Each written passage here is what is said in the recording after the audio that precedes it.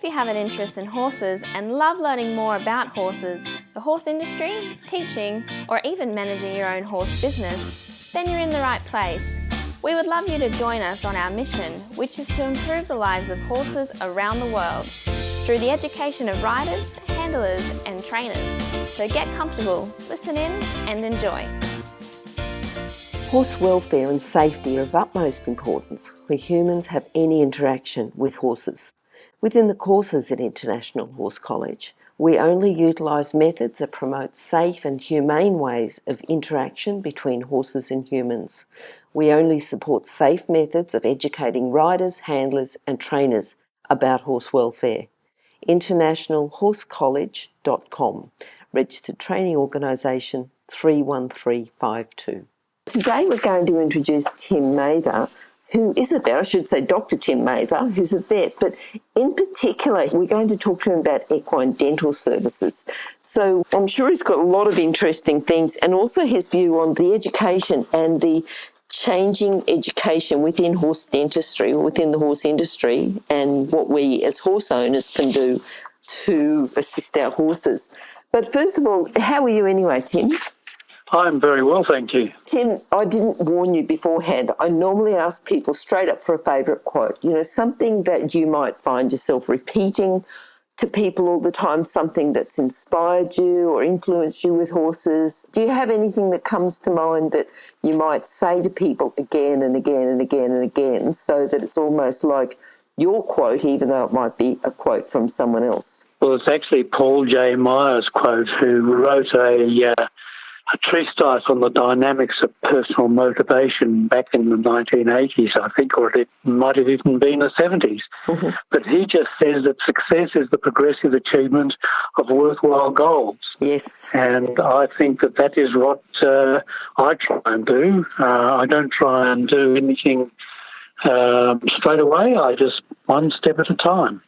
And I think that's it too, because it's the progressive achievement, not just, great, I achieved it, but it's the progressive achievement. It's the progressive achievement that is important. Yes, yes, yes.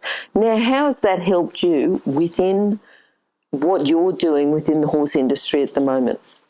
Well, I became involved with horse dentistry back in the early 2003 when I was asked to assist an equine dentist in Western Australia. Mm-hmm.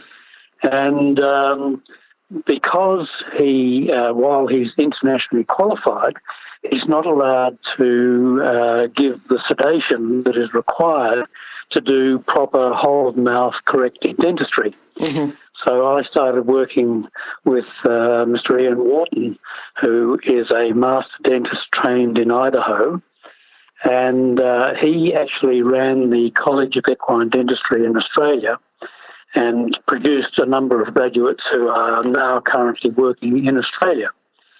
And over the years, we have tried to introduce internationally recognised qualifications, but have been thwarted a little bit by other professionals who don't believe that it's possible for one who hasn't got a tertiary education degree to actually learn how to do this craft. Now, of course, John Dawkins, when he changed the tertiary education system in 1987, he downgraded the worth of trades within Australia and augmented the professionalism of people who have a degree. And this has caused all sorts of problems for Australia, and is the reason behind the 457 visa issue, where we don't have people in Australia qualified to do a whole lot of different trade jobs. So what we are trying to do through Skills Impact and the Education Department is to try and rebalance this situation. Currently there is a survey going around the horse industry to find out what horse owners are doing for their professional services that have been offered around and who they are, what they are using, who they're using, and for what purposes. And this is hopefully going to provide the government with some good information about what we need to do to try and improve the quality of the education that is currently being delivered within Australia for people who are servicing the horse industry. Yes, I was going to say that survey, it's not just for dentistry, it's for other services used within the horse industry. All services. It's absolutely everything. It's the people who are doing bone therapy, it's the people who are doing manipulative therapy, it's the veterinarians who are doing the surgeries and the other services that they offer. And what we're trying to do is work out how best to provide the best quality service so that the horse owners and trainers that are currently not receiving the best services can have those services improved. Okay, now the survey, we might put a link at the bottom of your page, which will be horsechats.com/Tim Mather, or just go to horsechats.com, search for Tim, search for Mather, and possibly even search for survey. And you'll find those details. Yeah. Tim, tell us briefly, you said about, I think, 1987, the trades were downgraded. Just tell us really briefly about that and the 457 visa, because I think that 457 visa and the challenges with it, it is important for, we have at International Horse College, we have students who are interested in, and we do some work with their visas to help them get visas. And I think this has got a little bit of an impact for those people. So would you be able to briefly explain that? Well, my understanding, and I was involved with the Murdoch University around about this time, but in 1987, the then Treasurer, Mr. John Dawkins, decided that he would upgrade technical colleges, nursing colleges, teachers training colleges, and make them all universities. So there were 12 universities, and he created 35 universities. And immediately that meant that all the people who were being technically trained in the technical industries all of a sudden got bachelor degrees. And if I can just use the nursing industry as an example of one of the unintended consequences, as soon as a nurse graduated with a bachelor, well, a nurse with a bachelor degree with an academic qualification are very reluctant to change bedpans or to wipe fevered brows. And so that the unintended consequence for the nursing industry, there was immediately an extra layer of service provider placed between the doctor and the patient. And this had the unintended effect of decreasing the service that was being offered to the patient and increasing exponentially the cost of healthcare services within Australia. And interestingly, Tanya Plibersek, in recent months, she's the Deputy Labor Leader, has been saying it's time that we upgraded the value of technical training and improved the availability and the identification of exactly what is needed. And there was a recent report, the Jones report, into technical and vocational education and training. And the federal government at the moment is evaluating how they are going to implement the recommendations from that report. Okay, now how does this affect the 457 visa? Well, if you don't have people trained in technical areas, and there isn't anybody in Australia who can do it, you have to get it from overseas. Okay. And so there's a list of trades that we do not have sufficient numbers of, and they come in on a 457 visa. Okay. Yes. Yeah, that explains a little bit, so that I've got some answers for people who do talk to us about visas and qualifications to get visas, which we do a few. Now, this whole dentistry, you talked about Ian Wharton and working with him. Now, lots of vets will work with a dentist and just go out, do their work with a dentist, then can move on. What made it on that particular day, or maybe ongoing after that You worked with Ian Wharton, and then you decided that that was the path, because you're already a vet. What was, and Yes. that was your area of specialisation. What was it on that day, or what made you decide then to go down the dentistry route as a specialisation? Well, I'm not the dentist. I am just a veterinarian who is so you're the sedating supporting. in Okay. safety.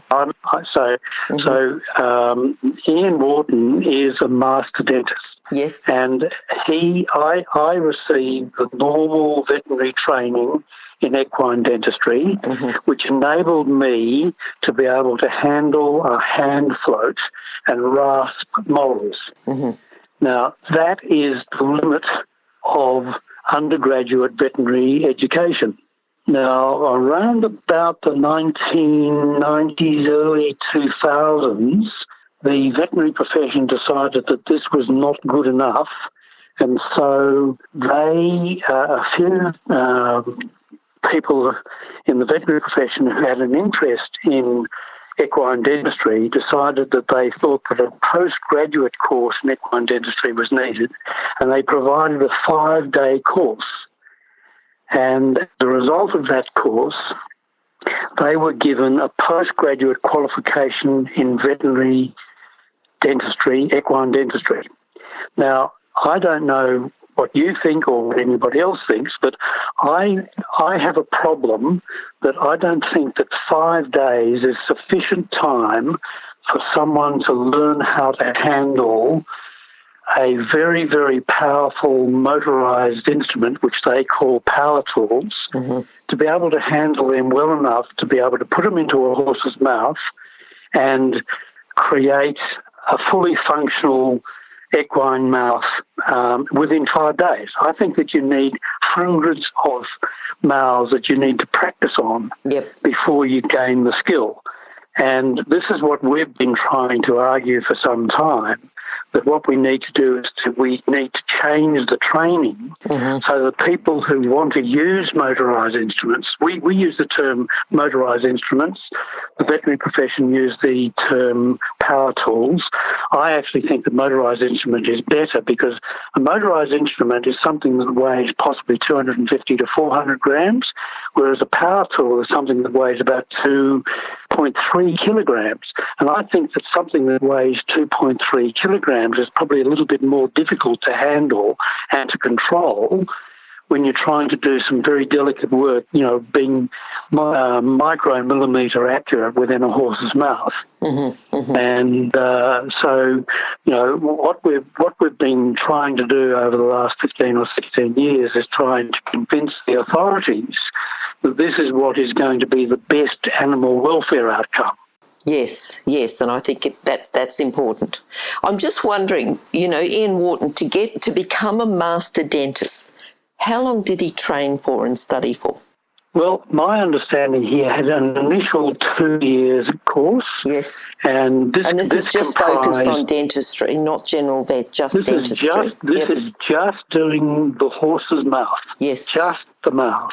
Yep. And it's a course that involves several weeks of theory, followed by several months of practice. And my understanding is he used to travel all over America and Australia under the auspices of a qualified dentist, and they taught him how to recognise the pathology, how to recognise and to change the shape of the teeth so that they became fully functional. And after a 2-year period, he was then assessed by an internationally qualified equine dentist who pronounced that he was okay. He'd passed the exams. He then went on and did further work, and subsequently went back and did a master's in equine dentistry, such that he's now got the qualification Master Equine Dentist. Okay. And there are only, I understand, 8 dentists in Australia that have the same level of qualification in Australia. Okay. And none of them are vets. Okay, that's interesting. So my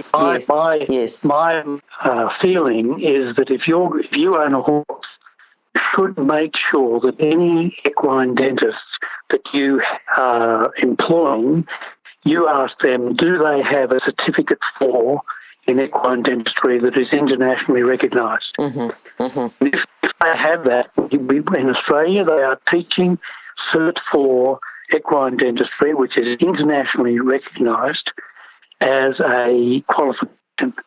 But to my knowledge, there are only 8, and we're hoping to graduate another 7 in July next year. Okay. But there are other courses available, but they are not internationally recognised. They're only recognised within Australia. Tell us about someone entering a course. I want to enter a course.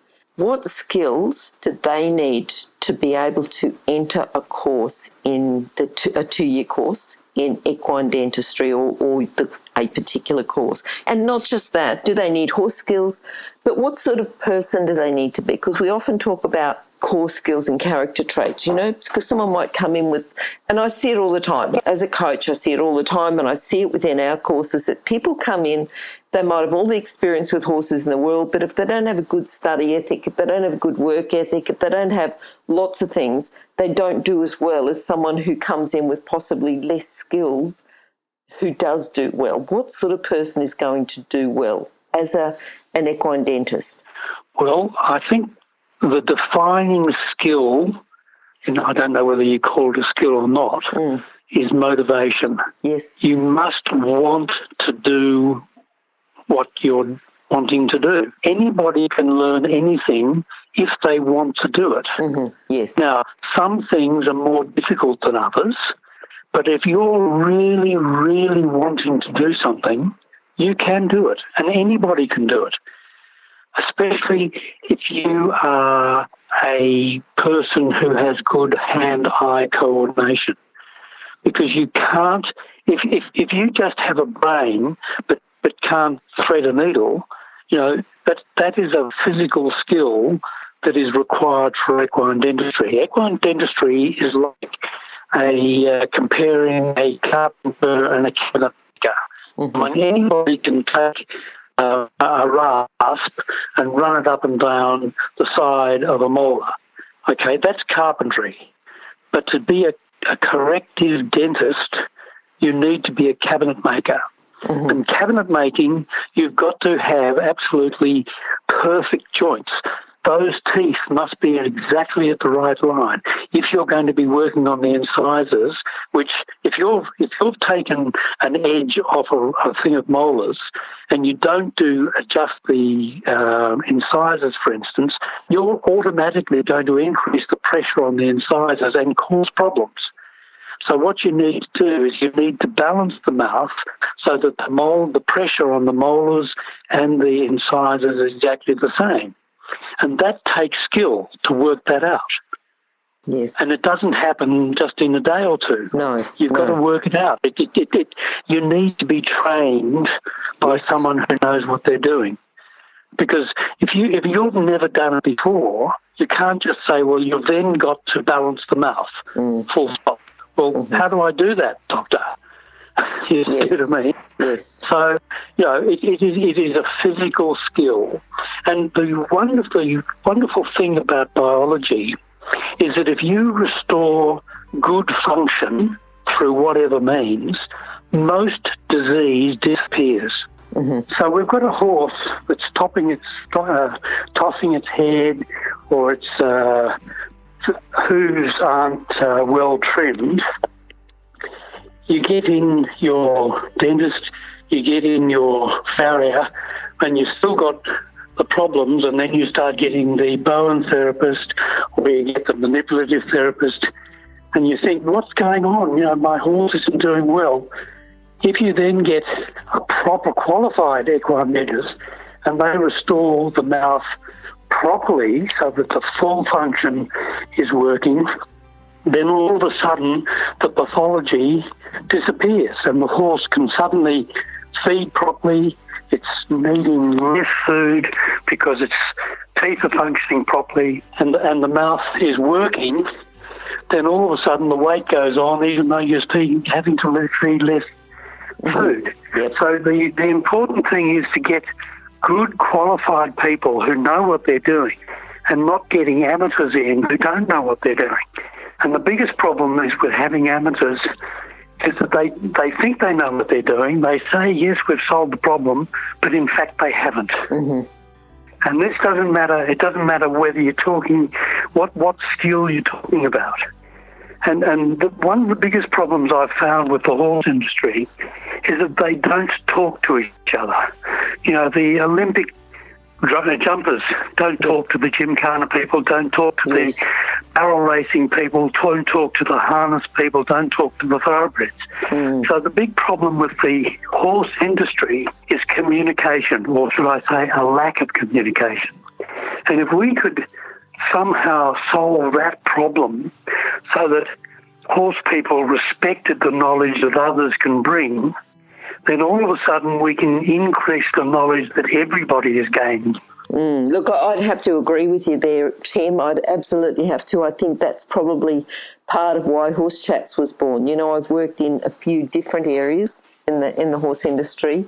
You know, I've sort of been a vet nurse, I've done racing, I've, you know, been an eventer, so which includes, of course, dressage and jumping. I've come up through Pony Club, I've done gymkhanas, I've you know, driven harness horses. I've sort of done a bit of everything, and I'm really interested to talk to people across disciplines. But it is amazing. It is amazing. I just was talking to Taryn Warren, and she was talking about being a judge for jumping equitation, and her skills go across different disciplines. You know, the information she's got that she wants to share, the information that you've got is going across anyone with horses.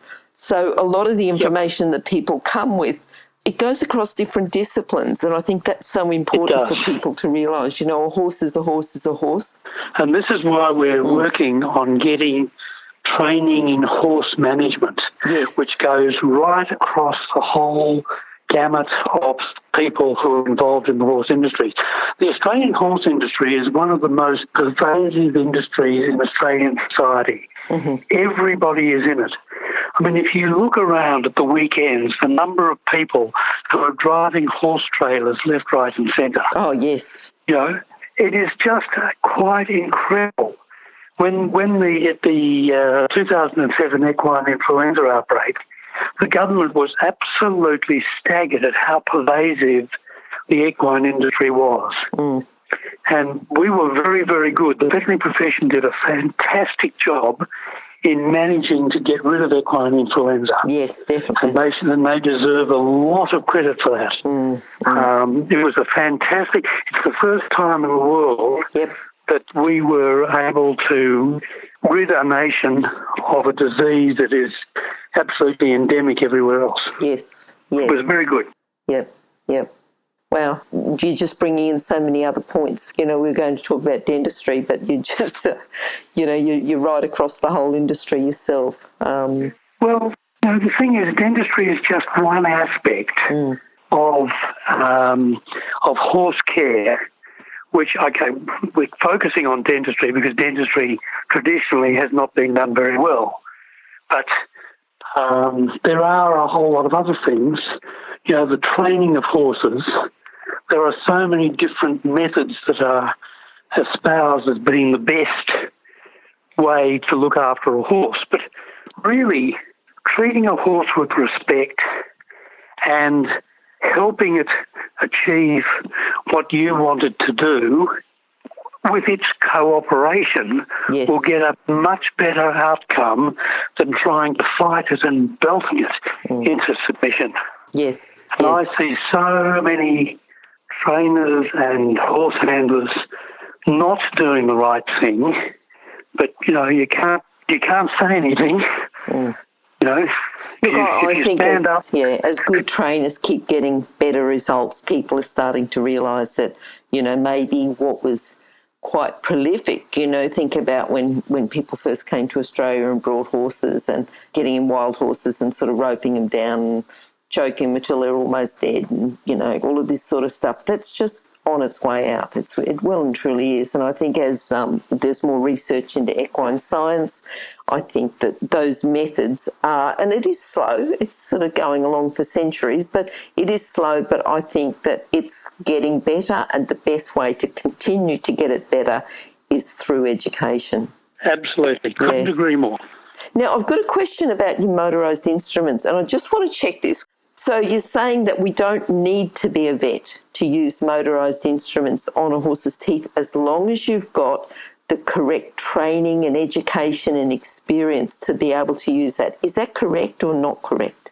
That is, you can do it. I mean, it is possible that you can use motorised instruments because if you have the motor skills to be able to do it, you will do a good job if you have been trained by someone who knows what they're doing.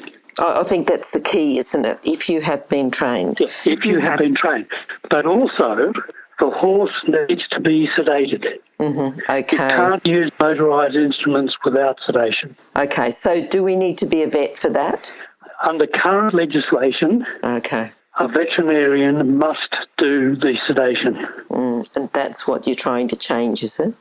Well, I'm not trying to change it, but what I'm trying to do is to make the authorities aware that Aboriginal rangers are using sedation, shearers are using sedation, the laboratory technicians are using anaesthetics and sedation. So you don't actually need a degree in veterinary science to sedate, so long as you have been trained in how to use sedation. Yes. And lots of different professions use sedation. And so there is no reason why horse dentistry is the only industry that does not allow non-veterinarians to sedate. I mean, it's not logical. Yep. You see what I mean? Yes. You know, but I'm not trying to advocate one way or the other. Okay. I'm just saying if you are going to legislate, make sure that your legislation is consistent across the board. So if only veterinarians are allowed to sedate, then that should be the case in the research labs, in the on the farm, and everywhere else. But that's not the case. You know, lots and lots of different people are using sedation. Lots and lots of people are using euthanasia solutions that are non-veterinarians. So you've got to be consistent.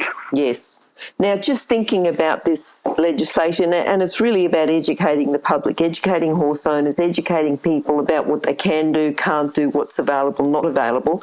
What's been your biggest challenge in trying to get that education out there? Convincing certain members of the public that it's necessary. Okay. So it's almost educating people that they need to be educated. Is that what it is? Well, when we've proposed diploma standard education for horse dentists, there were 400 responses from a particular profession that were opposing it. Oh, okay. And when they looked at the reasons for opposition, there was actually no connection between the reasons for opposition and what was being proposed. So this poses a problem for education authorities because they say, well, we're getting all of these objections. How can we resolve this situation? And that's part of the reason why we're doing a survey. Yes. Because we actually need to know, well, what do the clients want? You know, I mean, clients are probably the most important stakeholders in the entire thing. You know, forgetting about the horse. I mean, they're the number one. Yes. But the next person who is most important is the client. What does the client want? And so we're doing this survey, and we've got lots and lots of responses. And over the next few months, those responses will be analysed, and then we'll be able to work our way through exactly what is happening, what does the client want, and then we'll be able to go to the politicians and say, okay, this is what the industry is saying to us. Let's try and put something in place that they want. And raise the standards of education. Because it's all about, that's what we're trying to do. We're trying to raise standards. Yes, okay. All right, and I'm just thinking for people that are looking for that link, go to horsechats.com, search for Tim, search for Mather, and down the bottom of the page you'll see a survey, and that link, you'll see a link that'll take you directly to the survey. So as horse owners, to improve our knowledge, thinking about the base of horse owners, what can we do to improve our knowledge? We're going to go along, we're going to do the survey, but is there anything else we can do? I guess have a look at skills impact and what packages there are available already in educating horse people who are involved in the industry on what courses are available and where they are available. Okay. Because there are an awful lot of skills service organisations and registered training organisations who provide training in various aspects in different states. And I can't give you off the top of my head all the registered training organisations, but they are out there. I think that's where International Horse College is a good place to start, because we don't have anything in horse dentistry, but we do have lots of other complementary courses. We don't have anyone in horse dentistry because we don't have anyone qualified to teach it. And that's probably the big thing. You need to be qualified. This is a problem. And the other problem is that we don't have very many people who can assess in Australia. Exactly. Yep, for sure. We're sort of going through lots of hassles. We're doing lots of work with the changing of the coaching training packages, and people have got coaching skills, equestrian coaching skills, being very good riders, very good competitors, very good coaches, but they still need to have training and assessment qualifications. And, sometimes people are a bit reluctant to do that, but I think, with support and they see that that's really the best way to do it, to get it all so that we're a bit more consistent across the board, and working on that whole horse welfare and safety that we talked about before. I think that's just so important. If everyone's working towards horse welfare, people safety, we're sort of getting on the right track there. Yeah, well, that's what that 730 report was all about, was improving horse welfare. Yes. I've got another question for you, Tim, before we go.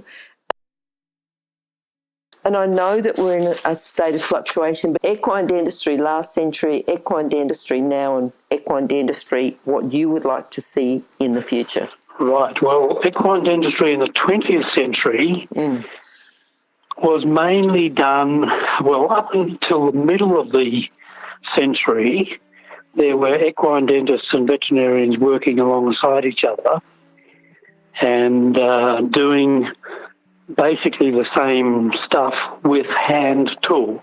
Motorised instruments did not come into common usage until the latter part of the 20th century in common usage, and they were certainly never used, to my knowledge, in Australia. Okay. But then, in the 1990s, equine dentists started to do motorised dentistry, and there was an American dentist came out and taught a few vets and lay dentists, and so there was a group of about 5 veterinarians, 6 perhaps, who said, we can do this. We will improve the standard of equine dentistry, and they started teaching at university and at private courses. Yep. And that's the 5-day course that I was talking about. Okay. But in the meantime, from about 1830 through to about 1999, the lay equine dentists were still doing exactly what they'd always done with a great deal of skill. And more of them started using motorised instruments, people like the Waring brothers,